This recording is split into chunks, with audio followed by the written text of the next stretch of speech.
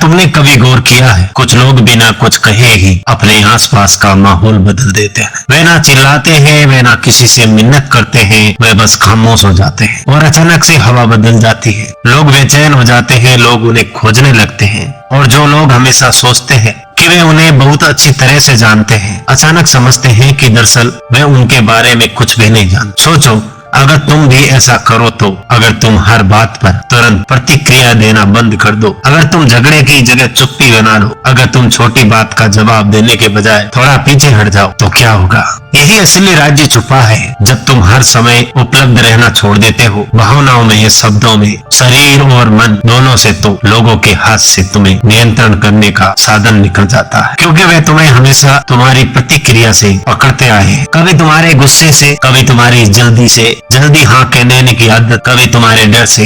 लेकिन जिस दिन तुमने ये डोरे काट दी, उसी दिन खेल बदल जाता है और उसी दिन लोग ये महसूस करते हैं कि उन्होंने कभी तुम्हें समझा ही नहीं था। जब तुम्हें अचानक अनुपलब्ध हो जाते हो, कौन घबराता है, कौन गुस्से से तिलमिला उठता है, कौन बार बार कोशिश करता है कि तुम्हें उकसा कर फिर से वही पुराना भाव निकाल ले। ये सब उनके बारे में बहुत कुछ बता देता है। और तुम्हारे बारे में सच तो ये है कि तुम अब तक अपनी ऊर्जा ऐसे लोगों पर खर्च करते आए हो जो इसके योग्य है ही नहीं। तुम हर बार हाँ कहकर खुद को छोटा करते गए, हर बार तुरंत जवाब देकर अपनी शक्ति दूसरों के हाथों में सौंपते गए, हर बार भावनात्मक प्रतिक्रिया देकर अपना ही खून जलाते रहे। और दिन के अंत में तुम्हारे पास क्या बचता है? थकान, चिड़चिड़ापन और एक खालीपन जिसे तुम शब्दों में नहीं कह पाते। लेकिन मैं तुम्हें बताऊं, क्योंकि तुम उन लोगों के लिए बहुत ज्यादा उपलब्ध, जिन्हें तुम्हारी खामोशी का एक पल भी नसीब नहीं होना चाहिए था। ये जो मैं कह रहा हूँ, इसका अर्थ ये नहीं है कि तुम दुनिया से मुंह मोड़ दो। इसका अर्थ ये है कि तुम पहले खुद को चुनो। महान संतों ने कहा है, सच्चा अनुशासन ही है स्वयं को पहचानना। जब तुम ये समझ जाते हो कि चुप्पी 1000 वर्षों से ज्यादा ताकतवर है, तो तुम्हारे भीतर एक नई शक्ति जन्म लेती है। जब तुम पीछे हटते हो भागने के लिए, बल्कि होश में आने के लिए, तो वह पीछे हटना एक तपस्या बन जाता है। तो अब मैं तुमसे पूछता हूँ कि कब तक तुम दूसरों की भावनाओं से बंधे रहोगे? कब तक हर कठपुतली की तरह नाचते रहोगे जब तक कोई तुम्हारे घाव पर हाथ रख दे? क्या अब समय नहीं आ गया कि तुम उन डोरियों को काट दो, थोड़ा रहस्यमय बन जाओ? क्योंकि जिस दिन तुम हमेशा उपलब्ध रहना बंद कर दोगे, उसी दिन से सब कुछ बदलना शुरू हो जाएगा। बचपन से हमें यही सिखाया गया, हमेशा हाँ बोलो, सबको खुश रखो, जल्दी जवाब दो, लोग नाराज ना। और धीरे धीरे हमें ये भ्रम दे दिया गया कि हमारी कीमत सिर्फ इसी में है कि हम कितने उपलब्ध हैं। लेकिन असलियत बिल्कुल उल्टी है। बहुत अधिक उपलब्ध होना कोई पुण्य नहीं है, ये तो कैद खाना है। जितना तुम उपलब्ध होते हो, उतना ही तुम दूसरों के हाथों का खिलौना बन जाते हो। लोग तुम्हें एक बटन की तरह इस्तेमाल करते हैं। जब ध्यान चाहिए तुम्हें दबा देते हैं, जब दिल बहलाना है तुम्हें ढूंढ लेते हैं, जब उन्हें सहारा चाहिए तुम्हें याद कर लेते हैं, और काम पूरा होते ही तुम्हें किनारे रख देते हैं। कितने बार तुमने सिर्फ इसलिए मुस्कुराया क्योंकि कितने बार तुमने थकान के बावजूद जवाब दिया क्योंकि डर था कि कोई नाराज ना हो जाए। कितने बार तुमने अपनी सच्ची भावना छुपा ली इसलिए सिर्फ कि कोई तुम्हें ठुकरा ना दे। यही आत्म त्याग है, यही खुद से धोखा, और यही वह जाल है जिसमें आज ज्यादातर लोग फंसे हुए। यहाँ तक कि हमारी ऊर्जा असीमित नहीं है। हर प्रतिक्रिया हमारे भीतर से कुछ निकाल ले जाती है, और जब ये ऊर्जा बार बार व्यर्थ खर्च हो जाती है तो हम खोखले हो जाते हैं। लोगों को तुम्हारी परवाह नहीं है, उन्हें सिर्फ तुम्हारी उपयोगिता चाहिए, तुम्हारा साथ, तुम्हारा सहारा, तुम्हारी संवेदना, बस उतनी देर तक जब तक उन्हें जरूरत है। लेकिन जिस दिन तुम सीमाएं खींचते हो, जिस दिन तुम कहना शुरू करते हो बस अब और नहीं, उसी दिन वे लोग तुम्हें बदला हुआ, अजीब और ठंडा कहने लगते हैं। असल में तुम नहीं बदले, बस अब तुम उनके लिए उपयोगी नहीं रहे। और यही है सबसे बड़ा सच, जितना तुम उपलब्ध रहोगे उतना ही तुम्हारी कीमत गिरती जाएगी। क्योंकि जो चीज हर वक्त मिल जाए वह रद्दी कागज बन जाती है, किसी के लिए मूल्यवान नहीं रहती। किसी चीज की इज्जत तब तक होती है जब उसे पाने के लिए मेहनत करनी पड़े, और तुम जब हर समय मौजूद हो तो तुम्हारी कोई कीमत क्यों मानेगा? तो अब तुम सोचो, तुम्हारा समय किसे देना चाहिए? तुम्हारा ध्यान, तुम्हारी उपस्थिति, तुम्हारी सुनवाई किसे सच में इसके योग्य मानते हो? और उससे भी ज्यादा जरूरी सवाल है, कौन तुम्हारी अनुपस्थिति का हकदार है? लेकिन इस सवाल का जवाब देने से पहले मैं आपसे निवेदन करता हूं, चैनल को सब्सक्राइब जरूर करें। अब वापस आते हैं लेकिन इस सवाल का जवाब देने से पहले हमें समझना होगा कि हम इतने जल्दी प्रतिक्रिया क्यों देते हैं, हम हर बार क्यों झुक जाते हैं, हमारे भीतर ये तुरंत उत्तर देने की आदत क्यों बैठी हुई है। इसके पीछे है हमारी ऊर्जा।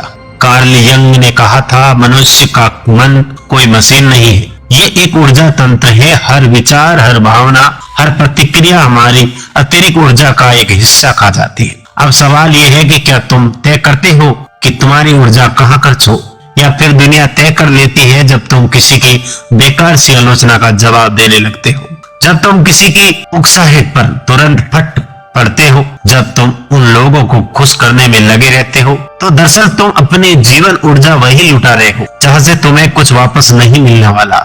युंग ने कहा था, जिसका तुम विरोध करते हो वो मजबूत होता जाता है।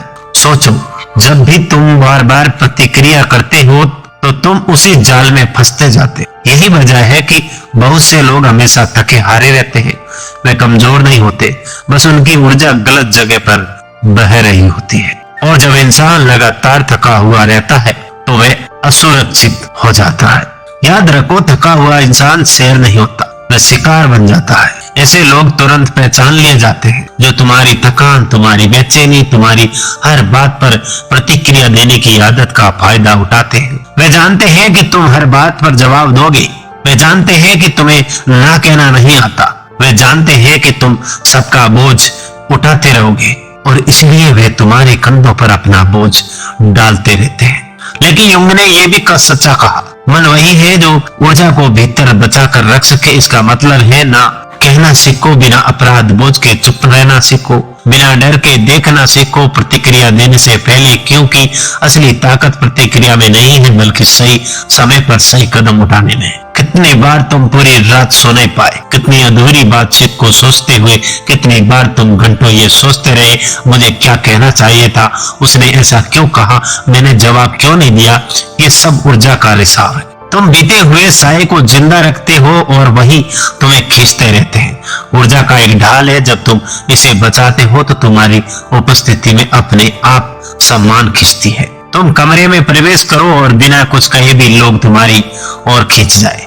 ये तभी होता है जब तुम्हारी ऊर्जा भीतर सुरक्षित हो। लेकिन अगर ऊर्जा बिखरी हुई है तो तुम नजरअंदाज कर दी जाती हो, तुम्हारी आवाज भी असर नहीं करती। तुम कमजोर हो, टूटे हुए लगते हो, तो जरा देखना शुरू करो कौन सी बातें तुम्हें तुरंत उकसा देती हैं, कौन से शब्द तुम्हें अपने धैर्य खोने पर मजबूत कर देते हैं, कौन से हालात तुम्हें बार बार खींचकर पुराने पैटर्न में डाल देते हैं। यही तुम्हारे सबसे बड़े छेद है, यही से तुम्हारी ऊर्जा बाहर निकलती है। और अगर तुम इन बिंदुओं को पहचानने लगोगे तो धीरे धीरे अपनी शक्ति वापस पालोगे।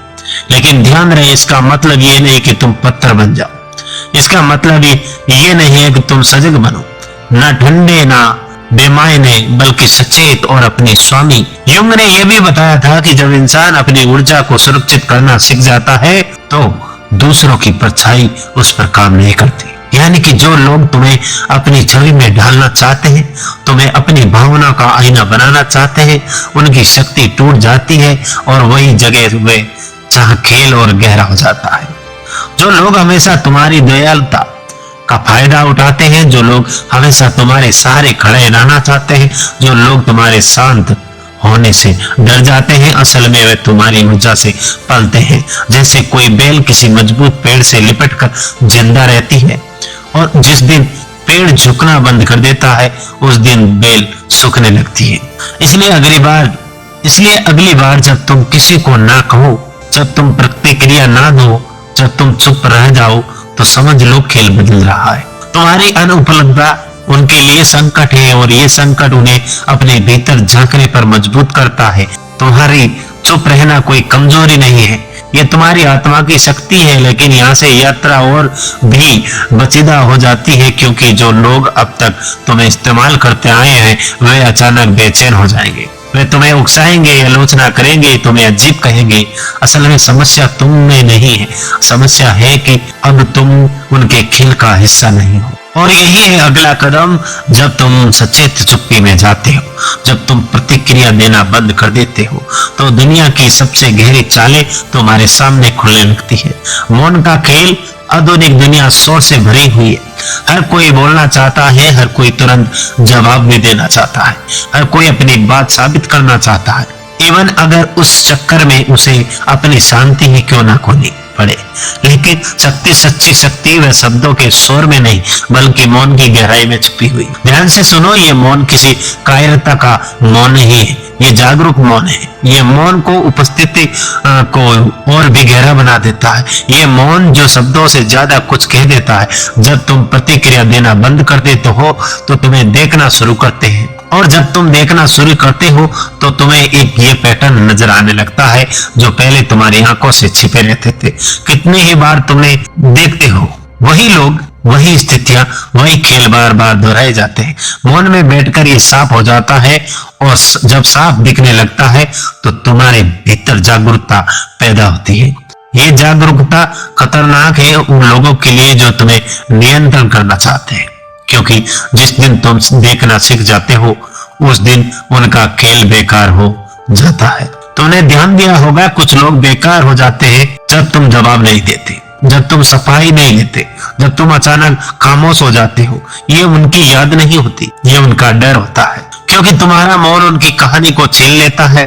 जब तक तुम बोलते रहते हो तुम खेल में फंसे रहते हो, लेकिन जिस दिन तुम चुप हो जाते हो तुम नियम बदल देते हो।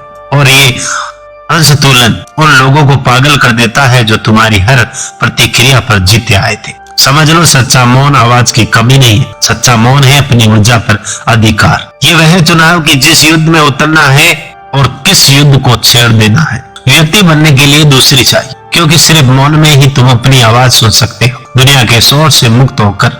लेकिन इस मौन की एक कीमत है।